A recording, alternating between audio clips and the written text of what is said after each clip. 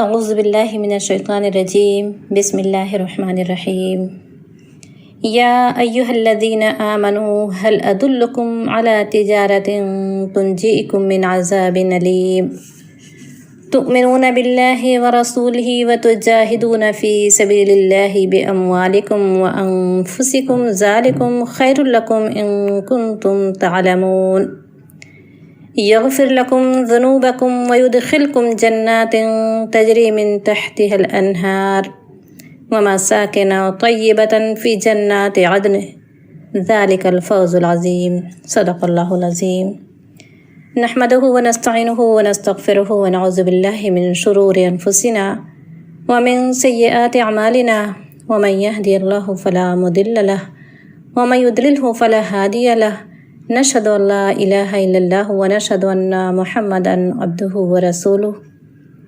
السلام علیکم ورحمۃ اللہ وبرکاتہ۔ میری گفتگو کا موضوع ہے اللہ سے تجارت، انفاق فی سبیل اللہ۔ میری بہنوں، جب اللہ کی راہ میں خرچ کی بات آتی ہے تو ہم یہ سمجھتے ہیں کہ اللہ کی راہ میں مال خرچ کرنا۔ میری عزیز بہنوں، رزق کا مفہوم بہت اللہ تعالیٰ سورہ البقرہ میں فرماتے ہیں وَمِمَّا رَزَقْنَاهُمْ يُنْفِقُونَ۔ متقین کی صفت بیان کی گئی ہے کہ جو کچھ ہم نے انہیں دیا ہے اس میں سے وہ خرچ کرتے ہیں۔ یہ رزق کا مفہوم عربی زبان میں بہت وسیع ہے۔ رزق مال بھی ہے، اولاد بھی ہے، وقت بھی ہے، صلاحیت بھی ہے، اور یہاں تک کہ ہدایت کی توفیق بھی رزق ہے۔ ہم دعا کرتے ہیں نا، اللہم ارزقنی التفکر وتدبر، اللہم ارنا الحق حقا وارزقنا اتباعہ۔ یہ تمام جو ہے ہم اللہ کی دی ہوئی تمام نعمتیں اللہ کا رزق ہیں۔ اللہ کی دی ہوئی تمام چیزوں کو، تمام نعمتوں کو اللہ کی راہ میں خرچ کرنے کا نام تجارت ہے۔ سورہ صف میں اللہ تعالیٰ فرماتے ہیں اے لوگو جو ایمان لائے ہو، کیا میں تمہیں ایسی تجارت نہ بتاؤں جو تمہیں عذاب علیم سے بچا لے۔ تجارت کا مفہوم ہم سب جانتے ہیں کہ انسان اس میں اپنا مال بھی لگاتا ہے، وقت بھی لگاتا ہے، محنت بھی کرتا ہے اور اپنی تمام صلاحیتوں کو بروئے کار لا کر اس بزنس کو کامیاب بنانے کی پوری کوشش کرتا ہے۔ اللہ تعالیٰ ایسی ہی تجارت، آخرت کی زندگی کی کامیابی کا مطالبہ، ایسی ہی تجارت کا جو آخرت کی زندگی کو کامیاب بنائے مطالبہ کرتا ہے۔ دنیا میں تجارت میں سب کچھ کھپانے کے بعد کامیابی کی کوئی گارنٹی نہیں، لیکن اگر یہ بزنس، یہ معاہدہ اس ہستی سے کر لیا جائے جو کامیابی کا پروانہ دیتا ہے، جس میں ناکامی کا کوئی گزر نہیں۔ حدیث قدسی ہے، حضرت حسن رضی اللہ تعالیٰ عنہ روایت کرتے ہیں، فرماتے ہیں کہ اللہ کے رسول صلی اللہ علیہ وسلم نے فرمایا کہ اللہ تعالیٰ فرماتا ہے اے آدم کے بیٹے، تو اپنا خزانہ میرے پاس جمع کر کے مطمئن ہو جا، جہاں نہ آگ لگنے کا خطرہ ہے، نہ پانی میں ڈوبنے کا اندیشہ، اور نہ کسی چور کی چوری کا ڈر۔ میرے پاس رکھا گیا یہ خزانہ میں پورا تجھے دے دوں گا۔ میری بہنوں، یہ اللہ تعالیٰ سورہ توبہ میں آیت 111 میں اللہ تعالیٰ فرماتے ہیں ان اللہ اشتری من المؤمنین انفسهم واموالهم بان لهم الجنہ۔ اللہ نے مومنوں سے ان کے جان، ان کے مال خرید لیے ہیں، کس کے بدلے؟ جنت کے بدلے۔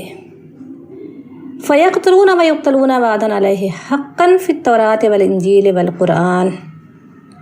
اللہ کی راہ میں لڑتے ہیں، مارتے اور مرتے ہیں، ان کے لیے اللہ سچا وعدہ ہے تورات میں، انجیل اور قرآن میں۔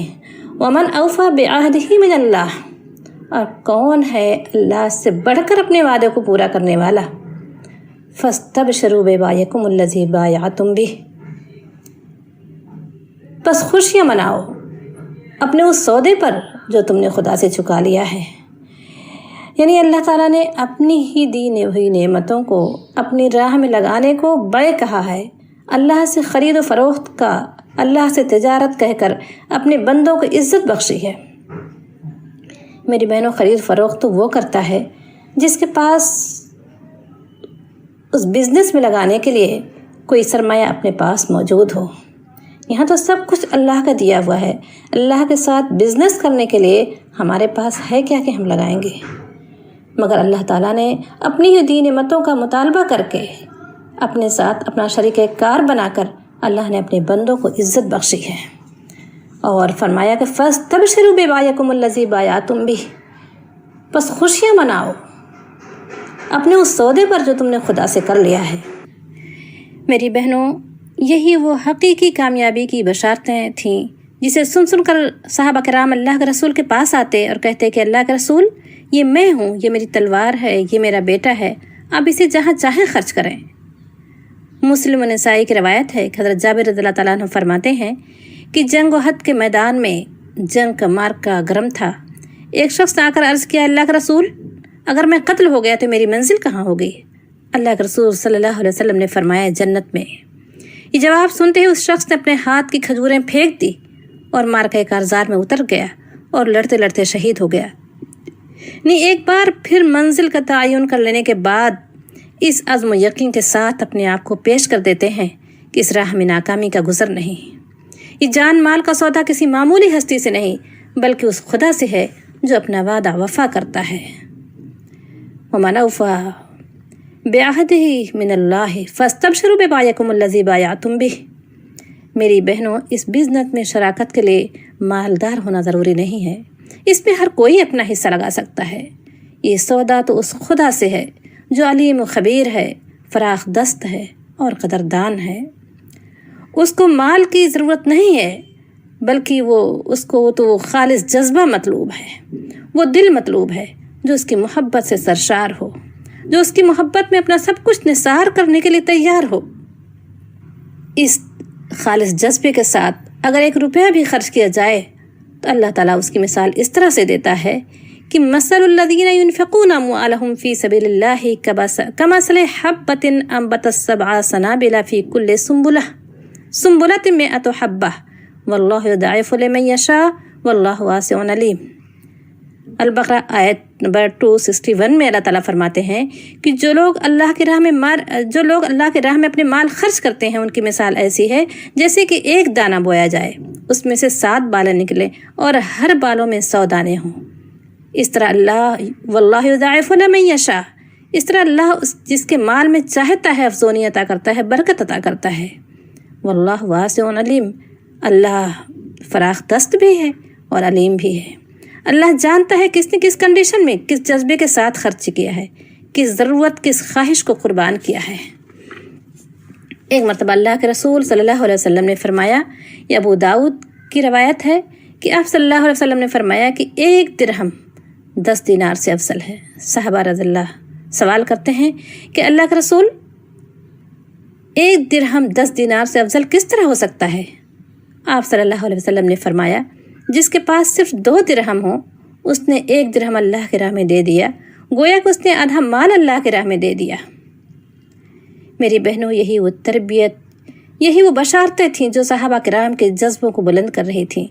جہاں نیکیوں میں اپنا حصہ لگانے کا جذبہ خلوص تھا، جہاں صحابہ کرام نے مال کے ڈھیر اللہ کے رسول کے قدموں میں اڈیل رہے تھے، وہاں 1 مٹھی کھجور بھی راہ خدا میں دینے کے لیے کوئی شرمندگی نہیں تھی، نہ ہی منافقین کے مذاق اڑانے کی پرواہ اگر تھی تو صرف اس بات کی کہ اس کار خیر میں حصہ لگانے سے وہ محروم نہ رہ جائیں۔ میری بہنوں، رسول خدا نے، اللہ کے رسول صلی اللہ علیہ وسلم نے اس مٹھی بھر کھجور کو مال کے ڈھیر کے اوپر رکھ کر یہ واضح کر دیا کہ اللہ کو یہی جذبہ خالص مطلوب ہے۔ میری بہنوں، آج بھی اسلام کی سربلندی کے لیے ایسے ہی جذبوں کی ضرورت ہے۔ اگر ہم اس کار خیر میں پیچھے ہیں یا اس تجارت میں اپنا حصہ لگانے سے محروم ہیں تو اس کا مطلب یہ ہے کہ ہمارے پاس یہ نہیں ہے کہ ہمارے پاس اللہ کی راہ میں دینے کے لیے کچھ نہیں ہے، بلکہ اس کا مطلب یہ ہے کہ ہم نے اپنے معیار زندگی کو اتنا بلند کر رکھا ہے کہ ہمیں اس فکر نے اتنا الجھا رکھ دیا ہے کہ ہم اس کار خیر میں سے پیچھے ہیں۔ اللہ تعالیٰ فرماتے ہیں، الہاکم التکاثر حتی زرتم المقابر، تمہیں دنیا حاصل کرنے کی دھن نے غفلت میں ڈال رکھا ہے، یہاں تک کہ تم لبے گور تک پہنچ جاتے ہو۔ ایک مرتبہ حضرت معاذ محمد انصاری رحمۃ اللہ علیہ فرماتے ہیں، ایک مجلس میں حضرت عطا خراسانی جو قبر اطہر اور منبر کے درمیان بیٹھے ہوئے، میں نے ان سے یہ کہتے ہوئے سنا کہ مجھے وہ وقت یاد ہے جب شاہ ولید بن عبد الملک کا خط پڑھا جا رہا تھا۔ اس میں اس نے حکم دیا تھا کہ آپ صلی اللہ علیہ وسلم کی ازواج مطہرات کے گھر مسجد نبوی میں شامل کر لیے جائیں۔ بخدا اس دن سے زیادہ میں نے رونے والے کبھی نہیں دیکھے، اور اس دن میں نے سعید بن مسیب کو یہ کہتے ہوئے سنا کہ اللہ کی قسم، کاش کہ یہ لوگ ان گھروں کو ان کے حال پر رہنے دیتے تاکہ مدینہ میں پیدا ہونے والی نسلیں اور دنیا کے کونے کونے سے آنے والے لوگ دیکھ لیتے کہ حضور نے اپنی زندگی میں کس چیز پر اکتفا فرمایا۔ اس سے لوگوں کے دلوں میں دنیا کو بڑھانے اور فخر کرنے کی بے رغبتی پیدا ہوتی۔ عمر رضی اللہ کا روشن اور مثالی دور تھا، وہ اس لیے تھا کہ جہاں عمر رضی اللہ تعالیٰ عنہ نے لوگوں کی خبر گیری کی، کمزوروں اور بیواؤں کی خبر گیری کی، حاجت روائی کی، وہیں انہوں نے عمرہ اور مالداروں کے معیار زندگی بلند کرنے سے سختی سے روکا۔ مصر کے گورنر ایاز بن غنم نے دروازے پر دربان رکھ لیا تو انہوں نے انہیں بلا کر موٹے کپڑے پہنا کر انہیں بکرے چرانے کا حکم دے دیا۔ حضرت سعد بن ابی وقاص رضی اللہ تعالیٰ عنہ نے جب عالی شان مکان کی ڈیوڑی بنائی تو انہوں نے اس میں آگ لگوا دی۔ جس دور میں آیت نازل ہوئی تھی وہ مادہ پرستی کا دور تھا کہ یا ایھا الذین آمنوا هل ادلکم علی تجارۃ تنجیکم من عذاب علیم۔ اہل عرب تاجر تھے، وہ تجارت لفظ سے مانوس تھے، وہ اپنے بزنس کو فروغ دینے، اس کو بڑھانے کی دھن میں مبتلا تھے۔ ان کی دوستیاں، ان کی دشمنیاں اسی بنیاد پر ہوتی تھیں۔ وہ اپنی تجارتی قافلوں کو خیرافیت، امن و امان سے گزرنے کے لیے ان راستوں پر جتنی قبائل آباد تھے ان سے دوستانہ تعلقات رکھتے تھے، ان کے شیخ کو تحفہ تحائف بھیجتے رہتے تھے۔ ان کو ہر وقت فکر یہ رہتی تھی کہ اپنی تجارت کو کس طرح سے فروغ دیا جائے۔ تو اللہ تعالیٰ نے یہاں پر آیا، کیا میں تمہیں ایسی تجارت نہ بتاؤں جو تمہارے لیے نفع بخش ہو؟ میری بہنوں، آج بھی اگر ہم اس کار خیر میں پیچھے ہیں، اس بزنس میں اپنا حصہ لگانے سے محروم ہیں، تو اس کی وجہ یہ نہیں کہ ہمارے پاس نہیں ہے، بلکہ آج بھی ہمارا وہی مادہ پرستی کا دور ہے۔ ہر کوئی اسی میں مصروف ہے۔ جس کے پاس نہیں ہے وہ اپنی ضروریات کو فراہم کرنے میں، اپنی بنیادی ضروریات کے لیے، اور جس کے پاس ہے وہ اپنی خواہشات کی تکمیل میں۔ اللہ کے رسول صلی اللہ علیہ وسلم نے فرمایا نا کہ جس کے پاس سونے کی اگر ایک وادی ہو تو اسے دوسری وادی کی تمنا کرے گا۔ تو یہ ابن آدم کی یہ فطرت ہے کہ اگر ابن آدم کے پاس سونے کی ایک وادی ہے تو دوسرے وادی کی تمنا کرے گا۔ اس خواہشات کی کوئی انتہا نہیں ہے، جبکہ اس کی حقیقت کیا ہے؟ اللہ کے رسول صلی اللہ علیہ وسلم نے ارشاد فرمایا کہ اللہ اپنے دو بندوں کو قیامت کے دن زندہ کرے گا جنہیں اس نے مال اور اولاد کی کثرت سے نوازا تھا۔ ان میں سے ایک کہے گا، اے فلاں کے بیٹے، اے فلاں کے بیٹے، وہ کہے گا، اے میرے رب، میں حاضر ہوں۔ تو اللہ تعالیٰ اس سے کہے گا، میں نے تجھ کو مال اور اولاد کی کثرت سے نوازا تھا۔ وہ کہے گا، ہاں اے میرے رب، تو نے مجھے بہت زیادہ مال اور اولاد سے نوازا تھا۔ اللہ تعالیٰ پوچھے گا، میری نعمتوں کو تو نے پا کر کس طرح کام کیے؟ وہ کہے گا، میں نے اپنا سارا مال اپنے اولاد کے لیے چھوڑا تاکہ وہ غربت اور تنگ دستی مبتلا نہ ہو۔ اللہ تعالیٰ فرمائے گا، اگر تجھے حقیقت حال کا علم ہو جاتا تو تم ہنستے کم اور روتے زیادہ۔ سن، جس چیز کا اپنے اولاد کے بارے میں تجھے اندیشہ تھا وہی چیز ان پر مسلط کر دی گئی ہے، یعنی غربت اور تنگ دستی۔ پھر اللہ تعالیٰ دوسرے سے کہے گا، اے فلاں ابن فلاں، وہ کہے گا، میرے رب، میں حاضر ہوں۔ اللہ تعالیٰ اس سے کہے گا، میں نے تجھے مال اور اولاد زیادہ نہیں دیے تھے؟ وہ کہے گا، ہاں میرے رب، تو نے مجھے مال اور اولاد کی کثرت سے نوازا تھا۔ اللہ تعالیٰ پوچھے گا، تو نے میری نعمتوں کو پا کر کس طرح کام کیے؟ تو وہ کہے گا کہ میرے رب، میں نے تیرا بخشا ہوا مال تیری اطاعت میں لگایا، اور اپنی اولاد کے سلسلے میں نے تجھ پر اور تیری رحمت پر بھروسہ کیا۔ اللہ تعالیٰ کہے گا، اگر تمہیں حقائق کا علم ہوتا تو دنیا میں تم ہنستے بہت اور روتے کم۔ سنو، اپنے اولاد کے سلسلے میں تو نے جس بات پر مجھ پر اعتماد کیا، میں نے انہیں وہی چیز دی، یعنی خوشحالی اور تمنگری۔ میری بہنوں، یہ مستند حدیث ہے۔ حضرت عبداللہ بن مسعود رضی اللہ تعالیٰ عنہ اس حدیث کے راوی ہیں۔ حضرت عبداللہ بن مسعود رضی اللہ تعالیٰ عنہ کا شمار ان صحابہ کرام میں ہوتا ہے جن کے لیے اللہ کے رسول صلی اللہ علیہ وسلم نے فرمایا کہ اگر علم سیکھنا ہے تو ان سے سیکھو۔ تو میری بہنوں، یہ ہے اس دنیا کا مستقبل، یہ ہے اس کی فکر، کتنی گھاٹے کا سودا ہے۔ اللہ کے رسول صلی اللہ علیہ وسلم نے فرمایا کہ بندہ کہتا ہے میرا مال میرا مال، حالانکہ اس کے لیے اس کے مال میں 3 حصے ہیں، جو کھا لیا وہ ختم ہو گیا، جو پہن لیا وہ بوسیدہ ہو گیا، اور جو کچھ خدا کی راہ میں دیا وہی اس نے خدا کے یہاں جمع کیا۔ کتنی افسوس کا مقام ہے کہ انسان اپنی زندگی کی قیمتی لمحات اس مال کو جمع کرنے میں لگا دیتا ہے، اور جب اس کے فائدہ اٹھانے کا وقت ہوتا ہے تو وہ اس کے جانے کا دن، یعنی اس کا موت کا وقت قریب آ جاتا ہے، اور اسی دھول میں، اسی مصروفیت میں وہ اللہ سے جا ملتا ہے۔ کتنی گھاٹے کا سودا ہے کہ اس سے اب اس کے چھوڑے ہوئے مال، یعنی ہم کہتے ہیں ہمارا مستقبل دنیا میں تو کوئی مستقبل ہے ہی نہیں۔ اس لیے اللہ کے رسول ایک مرتبہ حضرت ابوبکر رضی اللہ تعالیٰ عنہ نے اللہ کے رسول صلی اللہ علیہ وسلم کا ارشاد فرماتے سنا، من انفق زوجین فی سبیل اللہ دعته خزنۃ الجنت یا عبد اللہ خیر۔ اللہ کے رسول صلی اللہ علیہ وسلم نے فرمایا کہ یہ بخاری اور مسلم کی حدیث ہے کہ اللہ کے رسول صلی اللہ علیہ وسلم نے فرمایا کہ جو شخص اللہ کے راستے میں جوڑا خرچ کرے تو جنت کے داروغہ اسے بلائیں گے، کہیں گے اے عبداللہ اس دروازے سے داخل ہو جا، یعنی اس کے لیے ایک مخصوص دروازہ ہوگا جنت میں داخل ہونے کا۔ تو حضرت ابوبکر رضی اللہ تعالیٰ عنہ نے عرض کیا کہ اللہ کے رسول، کیا کوئی ایسا بھی ہوگا جو جنت کے تمام دروازوں سے پکارا جائے گا؟ ہم سنتے ہیں جنت کے 8 دروازے ہیں، کوئی روزہ دار کے لیے مخصوص ہے، یعنی الگ الگ دروازے ہیں، ہر نیک کام کرنے والوں کے لیے وہ مخصوص ہیں۔ تو وہ سوال کرتے ہیں نیکیوں کے حریص، فرماتے ہیں کہ اللہ کا رسول، کیا کوئی ایسا بھی ہوگا جو جنت کے ہر دروازے سے داخل کیا جائے گا؟ آپ صلی اللہ علیہ وسلم نے فرمایا کہ نعم ورجو ان تکون منہم، ہاں اے ابوبکر مجھے امید ہے کہ تم بھی انہی میں سے ہوگے۔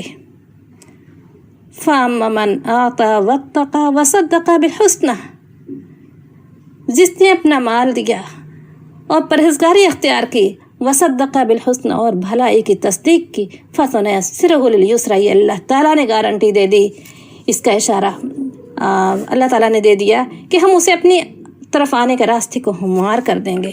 اللہ کے رسول صلی اللہ علیہ وسلم نے فرمایا کہ ہاں اے ابوبکر مجھے امید ہے کہ تم ان لوگوں میں سے ہوگے جو 8 دروازوں سے تمہیں پکارا جائے گا، مجھے اس بات کی امید ہے۔ ابوبکر رضی اللہ تعالیٰ عنہ دن رات آگے پیچھے ہر وقت اللہ کی راہ میں اپنے مال خرچ کرتے رہتے تھے، کمزوروں غلاموں کو آزاد کرنے میں سب سے آگے۔ قحط کے زمانے میں جب قحط پڑا، تاجر ان کے اناج کی قیمت کئی گنا بڑھا کر دینے کو تیار تھے، مگر ابوبکر رضی اللہ تعالیٰ عنہ نے فرمایا کہ آج میں سودا اس سے کروں گا جو مجھے 10 گنا قیمت دینے کو تیار ہو، 10 گنا بڑھا کر دینے کو قیمت تیار ہو۔ تاجر حیران تھے کہ آخر کون سا تاجر ہے جو 10 گنا بڑھا کر دے رہا ہے۔ ابوبکر رضی اللہ تعالیٰ عنہ نے فرمایا میں نے اس کا سودا اس خدا سے کر لیا ہے، اللہ سے کر لیا ہے، یہ کہہ کر جو 10 سے لے کر 700 گنا تک دے سکتا ہے۔ یہ کہہ کر انہوں نے تمام اناج کی بوریوں کو کھول دیا اور وہ تمام فاقہ کش غربہ میں تقسیم کر دیا۔ میری بہنوں، یہ ابوبکر رضی اللہ تعالیٰ عنہ تھے کہ وہ ہر کمزوروں کو، غلاموں کو وہ فدیہ دے دے کر وہ آزاد کراتے رہتے تھے۔ ان کے باپ ابو قحافہ نے کہا کہ اے ابوبکر تم ان کمزور لوگوں کو آزاد کرا رہے ہو، اگر تم صحت مند اور مضبوط لوگوں کو آزاد کراتے تو تمہارے آڑے وقت کام آتے۔ انہوں نے کہا کہ یہ میں نے صرف اور صرف میں نے کسی بھی دنیاوی غرض کے لیے میں انہیں آزاد نہیں کرا رہا ہوں، یہ تو میں ان کا آخرت۔ اللہ تعالیٰ فرماتے ہیں نا وَيُطْعِمُونَ الطَّعَامَ عَلَىٰ حُبِّهِ مِسْكِينًا وَيَتِيمًا وَأَسِيرًا، وہ اس کی محبت میں، اللہ کی محبت میں، وَيُطْعِمُونَ الطَّعَامَ کھانا کھلاتے ہیں مسکین کو، وَيَتِيمًا وَأَسِيرًا یتیم کو، مسکین کو کھانا کھلاتے ہیں، اور قیدیوں کو چھڑاتے ہیں۔ اور وہ کیا کہتے ہیں وَيُطْعِمُونَ الطَّعَامَ عَلَىٰ حُبِّهِ مِسْكِينًا وَيَتِيمًا وَأَسِيرًا إِنَّمَا نُطْعِمُكُمْ لِوَجْهِ اللَّهِ لَا نُرِيدُ مِنكُمْ جَزَاءً وَلَا شُكُورًا، ہم تمہارے ساتھ یہ نیک سلوک اس لیے کر رہے ہیں، تم پر خرچ اس لیے کر رہے ہیں، اپنے رب کی رضا حاصل کرنے کے لیے خرچ کر رہے ہیں، ہم تم سے کوئی جزا اور شکریہ نہیں چاہتے۔ ہم انا نخاف من ربنا یوما عبوسا قمطریرا، ہم ڈرتے ہیں اپنے رب کے اس عذاب سے جس کی آفت ہر طرف پھیلی ہوئی ہوگی۔ اللہ تعالیٰ فرماتا ہے کہ اللہ فوقاہم اللہ شر ذالک اليوم، اللہ اس دن کے عذاب سے انہیں بچا لے گا۔ وَلَقَّاهُمْ نَضْرَةً وَسُرُورًا، انہیں تازگی اور سرور بخشے گا۔ میری بہنوں، یہ بشارتیں ہیں اللہ کی راہ میں خرچ کرنے کی، اللہ کی راہ میں صدقہ کرنے کی، اللہ سے سودا کر لینے کی۔